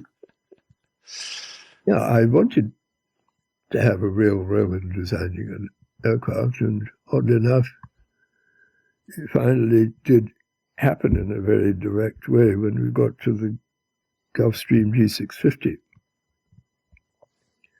which was designed around about 2006. So maybe I should mention that to you. So, yes, please. Dating back to the years when Douglas was using Flow 22, Press Henny was one of their really outstanding engineer who kind of climbed the ladder at Douglas. Eventually was the program manager for MD-95 and things like that. And I can't remember, no, MD-90 I think it was. But then he became vice president of engineering at Gulfstream. And he was particularly interested, well, he developed the G5. But then, early 2000s, he was really interested in developing a supersonic business jet. They had deals with the Russians, people like Sukhoi and so on. But so he actually asked me if I would consult for Gulfstream. And I said, yeah, but actually I believe I can help you more with transonics than this supersonic business jet. And then around about 2006, they decided to launch this G650, and Press wanted to have a plane that could fly 7,000 nautical miles at Mach 0.85, but he also wanted to fly 5,000 miles at Mach 0.9. And they were having a problem because they're actually getting about 3,500 miles at Mach 0.9 according to their first efforts at designing it. And Press sent me an email saying, well, would I like to try to help that? And I said, yes. So I started working with Bob Mills, who was the aero lead for the G650, an Australian and tremendous guy. And it's interesting because it really was an example of remote cooperation. So I had this wing body shape optimization code, SIN 107, and I had a cluster in my garage in this house actually, so I could run these optimization calculations in a few hours. And then I gave him an account on my cluster, and he could pick up the geometries from I worked with SIN 107, and he would then put that geometry into a solver for the complete aircraft, and they were using USM 3D, so that, but I could actually come up with optimized shapes faster than they could do the analysis at Gulfstream. But eventually, it took hundreds of iterations, because the question, of course, is exactly what to optimize and what we were trying to do. Firstly, it was clear that the original wing design was going nowhere.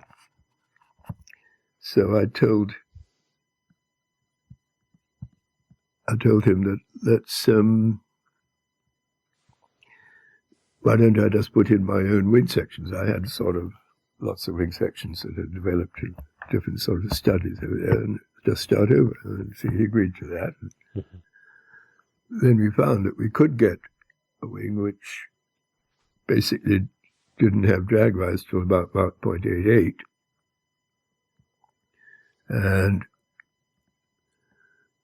could fly at Mach 0.9 if you came down to a lower lift coefficient without any real drag rise or not much. And essentially the wing was designed kind of semi-automatically by Sin 107. So there is a picture of the two of us I went to the first high-speed wind tunnel test of this plane in NASA Langley's transonic facility and the cryogenic tunnel. And there's a picture on my home page that shows the two of us inside the wind tunnel with the model of the plane. And yes, when we actually did... That's amazing. The actual high-speed run at this cryogenic tunnel verified that our predictions are correct. And it was a completely new level of performance for the long-range business jet at the time. Still, we left something on the table because I wanted to have a slightly more sweepback on the wing. And Press Henley vetoed that because it was the first plane that Gulfstream designed that was going to go fly-by-wire, and he wasn't sure that they could handle the lateral stability problems if we had more sweepback. And I wanted to have the same sweepback as you see on the Cessna Citation 10. And I think we could have taken it just a little bit further.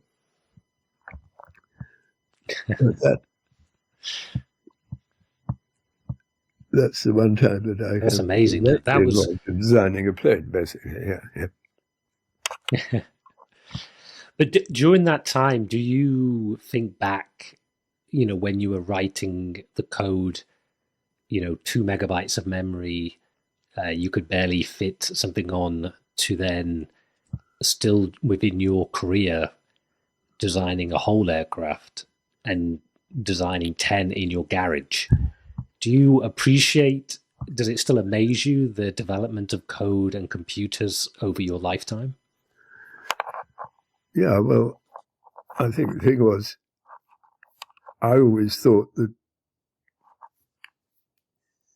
you had to look at what's feasible at any given time, given computer resources. In fact, I'm going to tell you one thing I learned in the British Army during my officer training. So they told us that in any kind of situation, you have to make a plan, right? So they said the first thing to do is to make an appreciation of the situation. The enemy has 10,000 troops and you have 100. So a frontal assault, for example, is not going to work, whatever, right? And then you have to define a goal. Let's say defeat the enemy.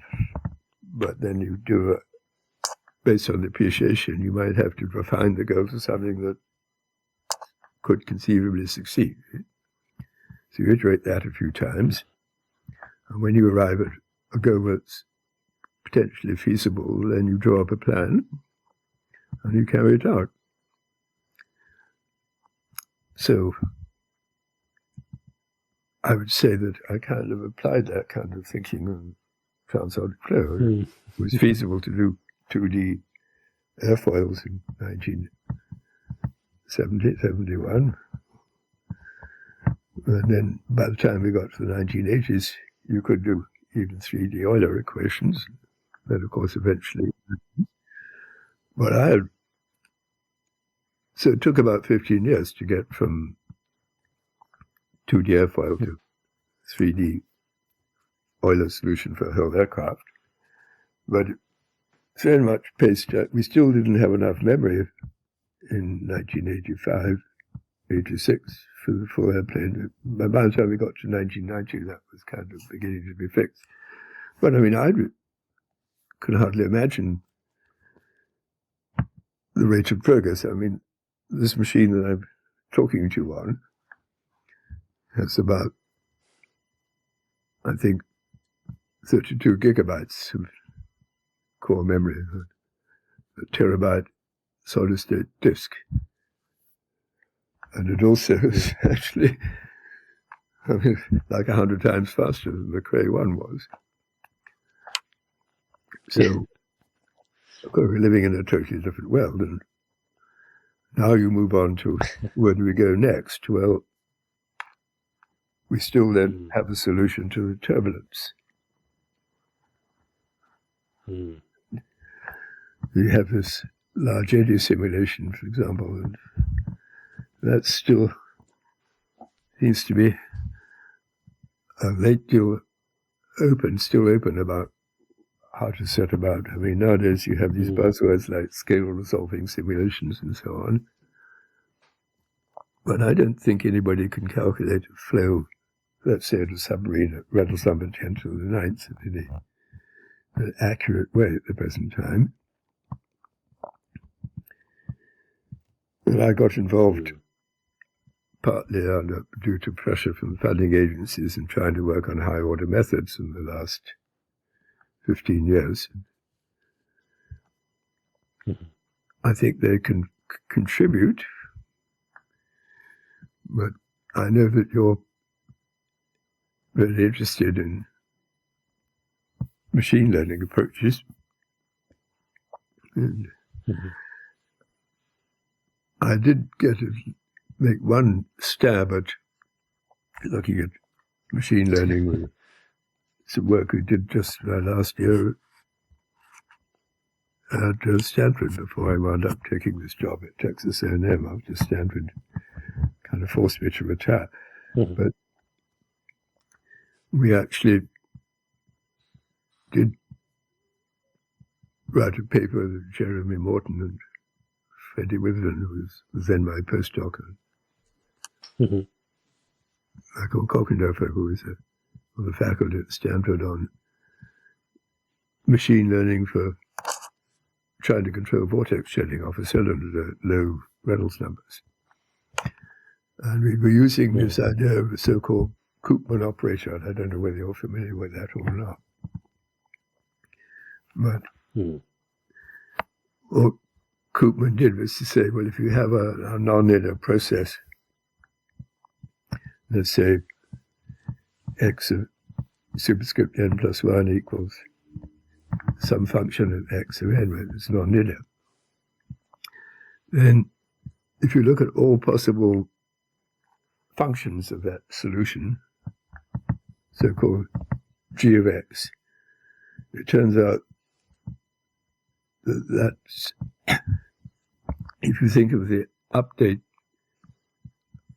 to the solution g, when you do this non-linear operation, that's linear in the sense that if you have a one function g1 and another one g2, a linear combination still works. So what you do is you associate an infinitely dimensional linear operator with a finite dimensional non-linear operator. And then infinite dimensional operators might have continuous spectrum, but it could be that there might be an invariant subset where anything in that subset, in the initial graduate subset, stays in the subset through these nonlinear updates. And if you can detect a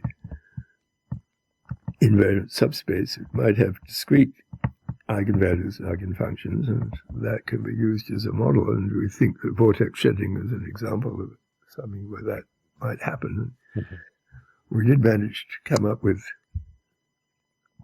a control system based on that kind of worked and got into this NIPS, neural,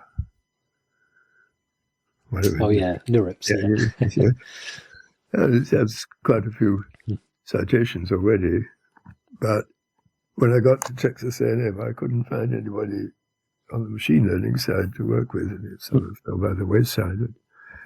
Well, I do think that somebody, maybe you, will succeed in developing some kind of giant neural network that will probably predict turbulent flows reasonably well within a few years.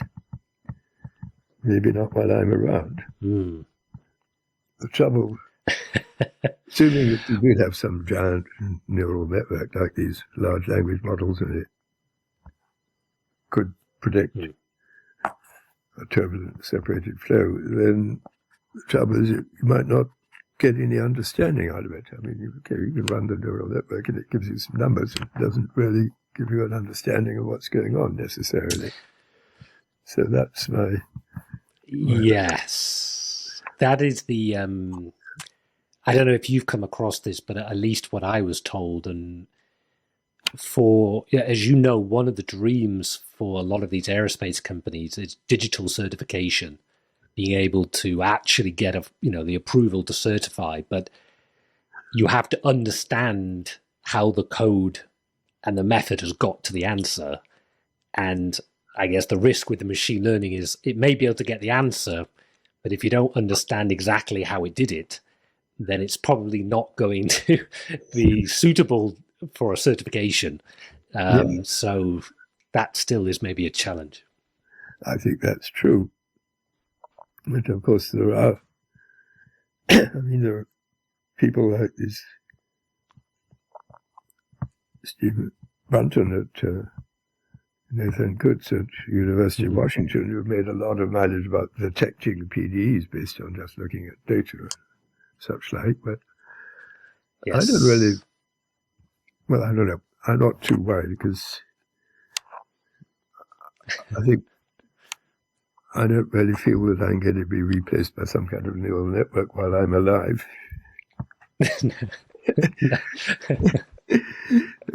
a problem with the next generation to grapple with it. So what would be maybe your advice? So if somebody now is listening or watching to this in their 20s or their 30s, or really at any age, and we're going to, wanted to make an impact in the field of aeronautics or CFD, is there any things that you've learned along the way in terms of your mentality, the way you approach things? You talked about the British Army example, but is there any sort of, advice you would give to people? Well, I think really one of the problems is that there are an awful lot of people doing doctoral studies in CFD at the moment, and it's very hard to stand out from the crowd. And I think what I would say is that in principle, if the crowd is going one way, you need to go in a different direction. But of course, you've got to find a different direction that actually works, all right? Because if you go the same direction as everybody else, you're going to do the same thing as everybody else, and nobody's going to care all that much. So the trick is to find a different direction, which, if you get it to work, will change the direction of the field. But it's not easy. Maybe as a matter of luck also getting into that. I think in my case, I arrived at transonic flow at the moment when there was a real opportunity to do something and have an impact. And kind of hard now. I mean, I can tell you that as a practical problem, we have all these electric VTOL things like Joby, and they have to do a transition from hovering to forward flight, typically by tilting their rotors over. And we're way short of being able to calculate that by any numerical method at the present time, and it seems to me. So if somebody could really solve that problem, it would have a pretty big impact. So tackle the hard problems, I guess you're saying. Look for the disruptive ideas, the difficult problems, and if you can solve it, you will have an impact. Rather than taking the easy incremental work, go for the more challenging things that, well, really, one thing I would also be worthwhile. Actually be willing to say, all right. Well, firstly, of course, the whole issue of funding is, a lot of universities explicitly require people to bring in money. Texas A&M, they even have prizes for people who bring in more than $1 million of this, that, or the other. But the thing is, if you solve a research problem, then that basically determines the funding. If you've already solved it, why should they continue to fund it, all right? Yeah. So a lot of people have a sort of strategy that they never solve a problem. They always light at the end of the tunnel. You might begin to solve it in another couple of years if you keep on funding it. Whereas my attitude is you should go ahead and solve it and move on to something else. But then the trick there is all the work I've done that had maximum impact was never actually directly funded at the time I did it. We didn't have a grant to develop a tetrahedral mesh solver for the Euler equations, and we wrote that airplane code. We had grants from NASA Langley and other places. All right, but it wasn't to do that. And I didn't have any grant to do aerodynamic design by control theory. And I got support later on from the Air Force, but at the time I did it, it was not funded. So there was something I think I learned at Grumman a little bit. So my general approach to Grumman was that I always did whatever they asked me to do, even if I thought it wasn't necessarily all that useful. But I could do it fast enough that I could still spend half the time, or maybe even more than half my time, doing something that I thought was actually going to work. But I did both. So that's a good. I think that's a good tip. So be fast, so you can do the other stuff as well. Yeah, exactly. So in fact, if you look at sort of young faculty, I mean, what you should do is, all right, you have a project that's safe when you've got funding, but now do that with, say, half the time and spend the other half trying something that's high risk and way out there. And if it doesn't work, you haven't lost anything. If it does work, you might have a big impact. No, that's good. That is very good. That is good advice. Well, I want to be appreciative of your time. I really do. Thank you so much. And I think people will be able to tell that your journey, as you said, I think that was a very interesting point. I would argue that if you had done what you did, shifted by 5 years, your code may well have been the Fluent, the Star CD of the world.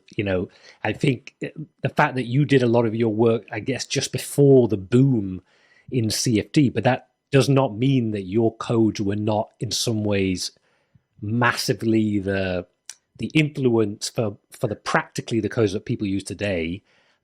So I think probably everybody who does CFD today, particularly in the aerospace sector, owes a lot of what they do to what you did. And, I think everybody should be, and I'm sure are, very thankful for all your work. And, of course, I didn't mention it, but you have supervised so many students who have now gone on to be leading professors and engineers in their field, who I know who are appreciative of you. And probably by the time this comes out, you will have reached your 90th birthday. So I also wanted to say happy birthday. Maybe you're not now, but by the time it comes out, it will be. So I hope that when people are listening to this, they will also say the same thing. But yes, thank you. One other thing I'm going to mention, I did finally write a book, and I'm not completely satisfied with the book because it's got an awful lot of errors of typos and things like that in it. Somehow trying to straighten out LaTeX and get the same fonts all over the place, wound up introducing mistakes as fast as you tried to correct them. But still, the book's fairly comprehensive. And when I look back, Horace Lamb's Aerodynamics book, it's still useful, It was actually written in the 19th century. But if you still, some aspects of aerodynamic theory, at least for potential flow, were all laid out in Lamb's book. So whether anything that I've done will actually be of any interest 100 years from now is not at all clear to me, but it would be nice. I'm sure. Yeah. I'm sure it will be. And I'll put a link to it's Computational Aerodynamics, isn't it? I think that's the book from Cambridge University. Yeah, it's got. I'll put a link into the regrettable number of kind of typos and things like that in it still, but it does try to lay out, a kind of theoretical analysis of CFD methods, not just practical. But, how you arrive at schemes. Yeah. No, yeah. Building quite heavily on. And people should. Those books. Yeah, and those books are great for people to get a whole. Yeah, as you say, there's some textbooks that people read that influence what they did, and I'm sure the same is true for yours. So yes, I'm sure people will be looking at that in 100 years and all the other papers that you've written.